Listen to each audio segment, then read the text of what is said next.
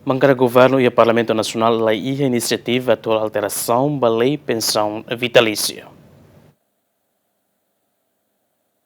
Mas que antes bancada CNRT prometeu na atual alteração da lei pensão vitalícia e mandato mas beto agora bancada CNRT rasik sedau que iniciativa atual alteração da lei mas que mandato completati nang ruauna. Bancada oposição e Parlamento Nacional considera bancada governo maklai inisiativa atau propõe hodihalo alteração da lei pensão vitalícia tambah alteração persija iha maioria absoluta. Ami nessa oposição ami pronto de qualquer tempo quando bancada do governo a cara propõe alteração da lei pensão vitalícia e a parlamento e a plenária e ami mais que ami cadeira had ami pronto a apoio mas veita você tem que ter regras democráticas lei da tu passa precisamente e a maioria então ami label hal buat barak e quando só a maioria det mak belhal alteração da lei. Hatamba bancada oposição na declaração presidente comissão A Patrocínio Fernandes ateten comissão sedau belhalo discussão com a alteração lei pensão vitalícia tambah sei foco uluk ba prioridade Estado União.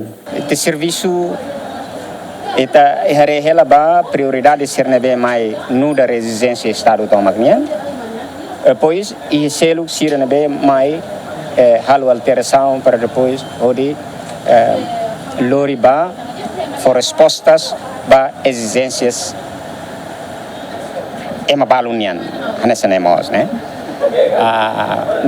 nesse tema depende nessa rota TBB ne política iniciativa ne sela mais esse governo nessa hoje bancadas parlamentar sira mas é direito para depois a tubela apresenta esboço apresenta projeto de alteração. Lei pensão vitalícia no dar enquadramento jurídico ida nebe fo privilégio ba ex-membro órgão soberano Estado Timor-Lestenian. Enquanto mas que mandato sexta legislatura no nono governo constitucional, lei pensão vitalícia saiu na hanesan programa prioridade, mas be ia Parlamento Nacional rasik to agora sedau tau ia agenda atual discussão ba alteração tambah bancada 5 nebe assento ia Parlamento sedau ia inisiativa. Adriano Verdial, GMN.